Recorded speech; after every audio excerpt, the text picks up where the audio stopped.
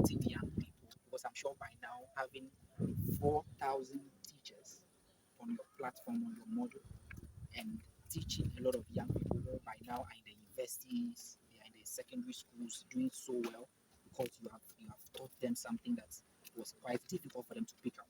How do you feel when you see such young people out there, know that they are coming from the home teacher idea? You know, the thing is, I discovered my purpose Okay, at a very early age, okay, at the age of 18. So life for me wasn't like, should I do this? Let me try this. I wasn't just trying anything because I found my purpose at a very early age. So that is why I encourage every young person to try as possible to pursue. It wouldn't come easy identifying your purpose, but there are some things that no matter what you do, you just enjoy doing it. Whether you are paid or not, you still want to do it. And for me, I happen to identify education, that's teaching. Because I noticed that you could pay me or not pay me, but I just like doing it. And take me in anywhere outside teaching, I wouldn't enjoy it as much as being in the classroom and then helping someone. So when I see most of my students who have pursued or chalked some achievement and they've been able to do well in certain subjects which I've taught them, or not necessarily me teaching them, but I've assigned a teacher to them, and I receive these reports from the teachers that the student is doing well. I also receive these reports from the parents that the students are also doing well. Recently, for my organization, we had a student who won the most improved for that particular academic year. A student who was not performing so well is now doing very well. It gives me that sense of fulfillment. Another one too, we also had a student gaining scholarship based on my home teacher's studies with her.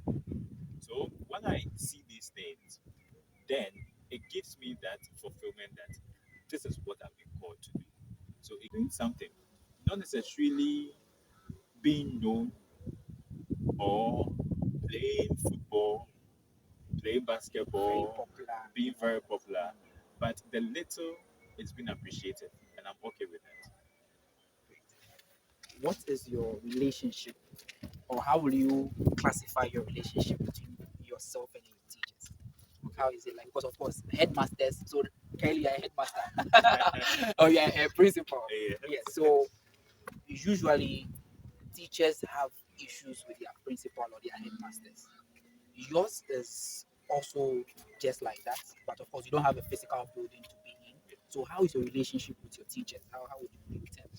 Okay. So the relationship is one professional Okay. and then two cordial. Professional in the sense that sometimes you have to state what you want to be done in a professional way so that at least there's that respect so that the work is being done.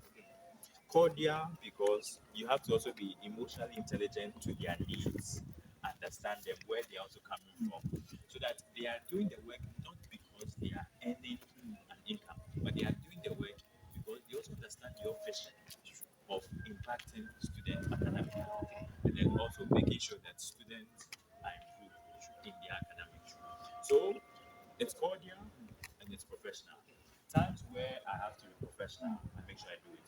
And then times where I have to be cordial, chatting with them, getting to know their family, how they are faring, and even with their mental health, which these days has also become a topic which needs to be dealt with. So if I'm also able to be there for them, not only as a brother figure, but also as a father figure as well too, then it makes the work much more easier.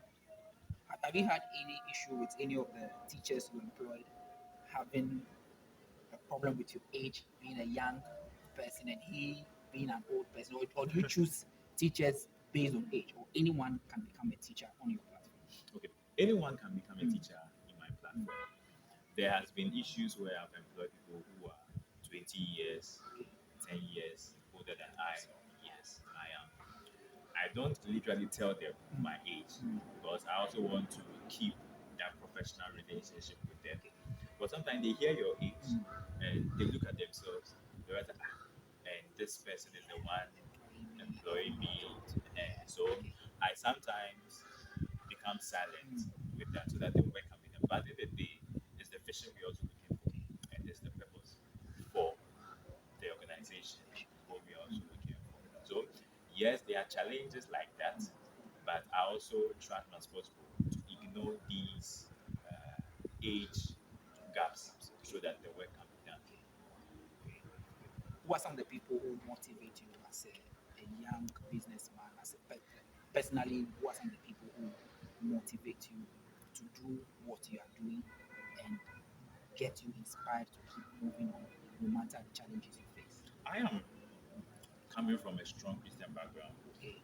I believe in God, and I know that it's been God since day one and will always be God. So, one mentor that I have taken inspiration from is Pastor Chris Oyakhilome.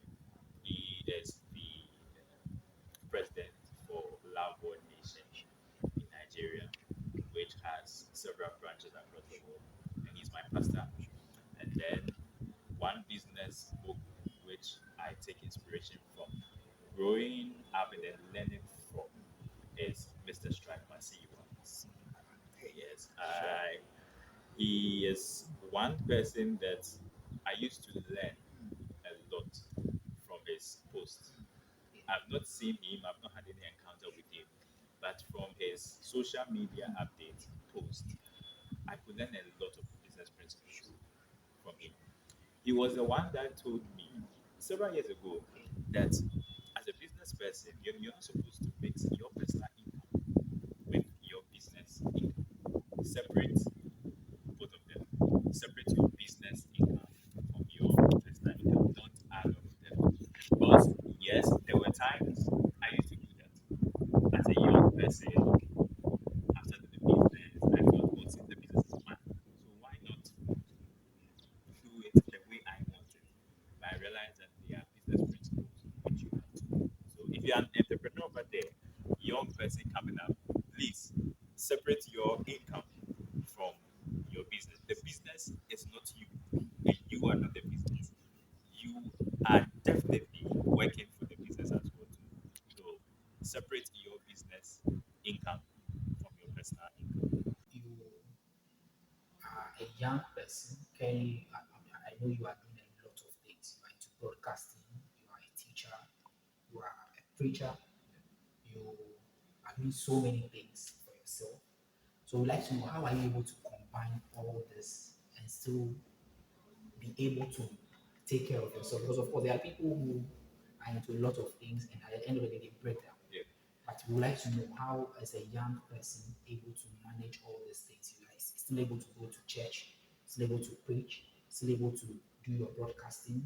You are able to employ, do your business, and everything is working very well. How are you able to put all this together? I think it's not easy and it's very difficult, but it will also be imperative on yourself Yeah, to be able to manage it in terms of your time. sure. So for me, I put up in my mind that anything which is not geared towards what I've been called to do, I don't do it. So there's some places you won't see me go. There are some events I don't attend. You see, and I'm not available to everyone.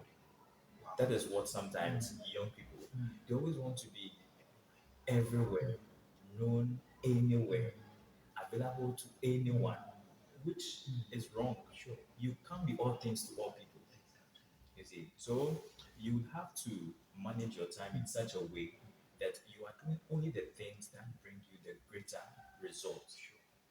If it's helping people, if it's working on your purpose, working on your passion, then definitely I will encourage you to do that.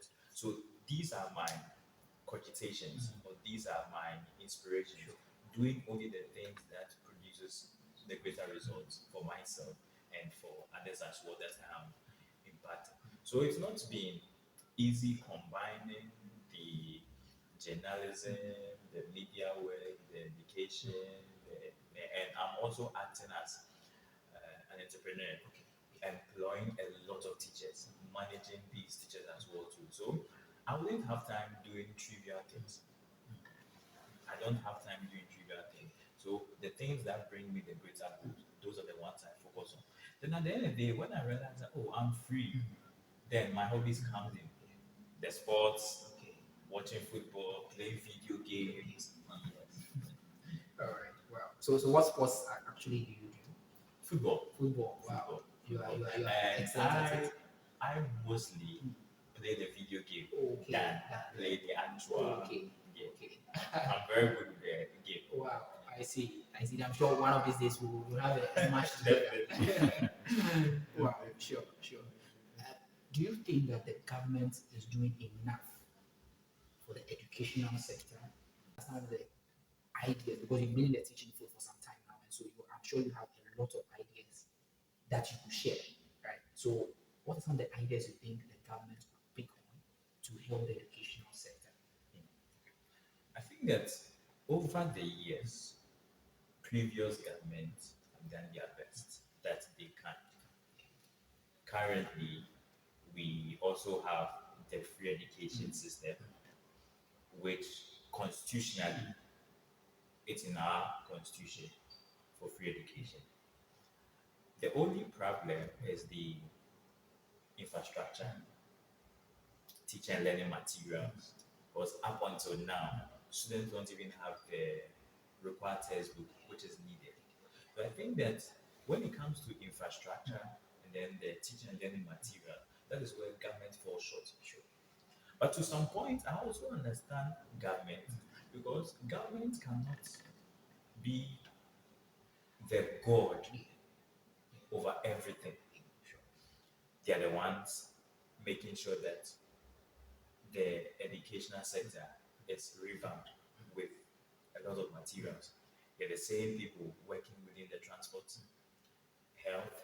So you realize that government is doing so many things trying to make the lives of people better. So what I also think government can do is to decentralize the whole thing Okay. in such a way that they also bring private people on board. Sure. But when private people also come into, they are also looking at business, they're not looking at social intervention. So it becomes cumbersome. But I also think that when they are able to release this burden on the private sector or the private individuals, then private people knowing very well that they can also add a business touch to it will provide quality because we are looking at not just providing education but providing quality education to students. Could you tell us a little about some of the awards you've won since you started your business? Because I'm sure awards are not they are not necessarily rewards for us, but they actually give us that inspiration, Yes, that recognition that we are doing something right. So, what are some of the awards that you've gotten that you think whenever you sit back, you are happy about it? okay, so it all started, I started the business 2015. So just right 2016, an organization brought out the Ghana Startup Awards Okay. to reward startups who are making impact within their society and then startups who are solving needs in education, transportation, health, the manufacturing, the tech yes, industry as well. So my organization won the 2016 Best Education Startup. And we also won that evening. We won two awards: Best Education Startup and then Best Student Startup. At that time, I was a student, so Best Student Startup. And then in 2017, as part of Ghana at 60 celebration, Coca-Cola brought up an initiative of rewarding 60 young leaders in Ghana. And I was part of the 60 young leaders where I was awarded top 60 young leaders in Ghana. I went ahead to win top 30 young achievers in Ghana by New York Magazine. 2019, I also won the Education Entrepreneur of the Year, which was given to me by an organization called Eugenics Education. They organized an award scheme, which was called the Educom Awards, to celebrate teachers and then heads of institution who are making impacts in the educational sector. Then, yeah, so that is it. Wow. So it means that since you started in 2015, each and every year you've been able to get some recognition for the good works you are doing. Wow. Yes, yes, yes. The whole thing is if you are doing something remarkable, if you are making an impact in your work, definitely people will see it. The focus necessarily wouldn't be the awards, but the awards are symbols to let you know that you are doing something which people are appreciative of. So continue doing it. Yes. So how has your parents felt about all that you've been able to achieve now? They've been, they are good. They've been proud of me, at least for the first person to ever travel outside Ghana in the family in itself is an achievement. So I've been able to break a certain chain of in our family, no one has ever traveled. In our family, no one has ever gotten to that particular limelight or helping people, making an impact on a stage like this. Yeah. So I think that I'm making myself proud. I'm making my parents proud too. And I'm also making these students and teachers also proud in a way that they are being trained, they are being improved on their academics. And these teachers as well too are also earning income, which they're also helping their family as well. So on the whole, I'm making impact in everyone's life.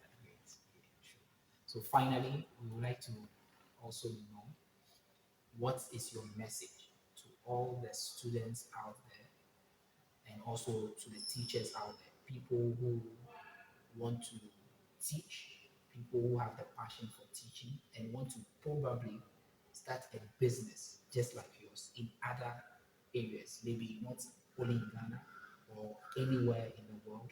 What would be your message to them?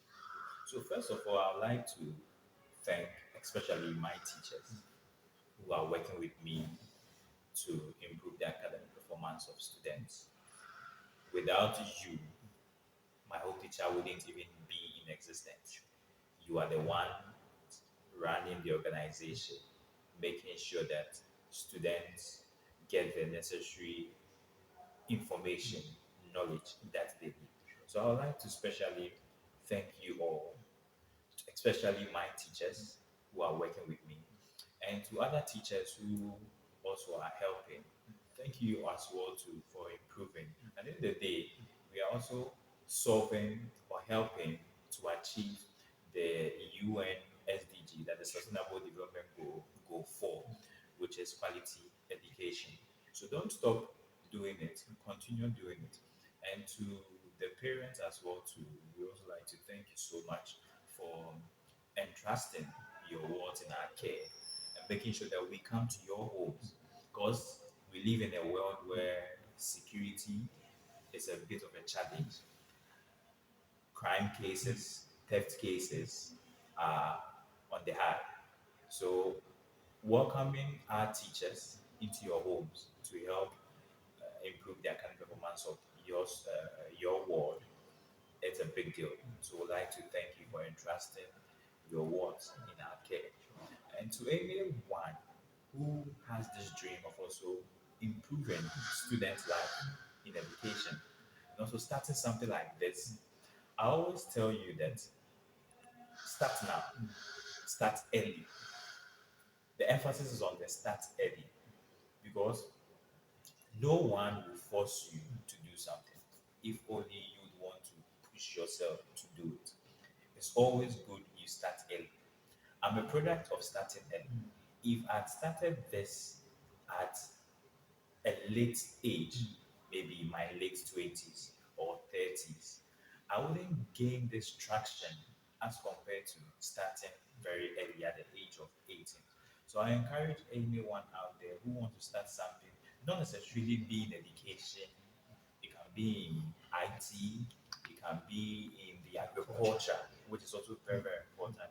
Make sure you start early and start now.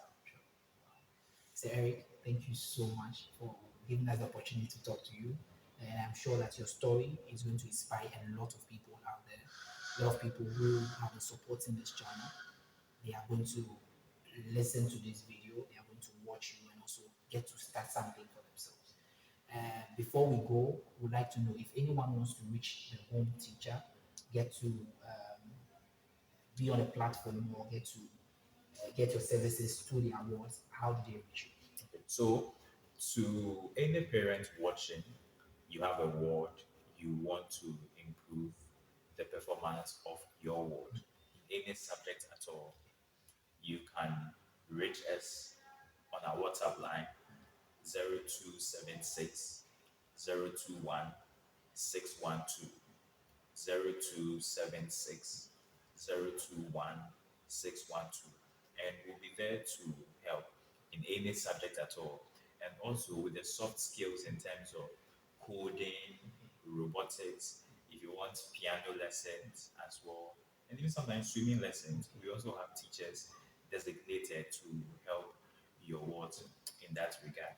And to any teacher who also wants to come on board, because this time around we also want to take it to other regions, to the north, upper east, upper west, and if you happen to be there, to the south as well, to the west, to the east, in any region at all, not necessarily in the capital region, that's the Greater Accra, other regions, you can come on board.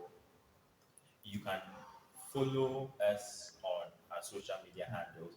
That is where the application portal is. So, literally on Facebook, just search for My Home Teacher. Once you just type My Home Teacher, it gives you options. Then you click on the page with the logo of the red, yellow, and green in inscription. Then once you log on, the first pin post has the application portal over there. You can apply as a teacher in any location, and then we will reach out to you as well.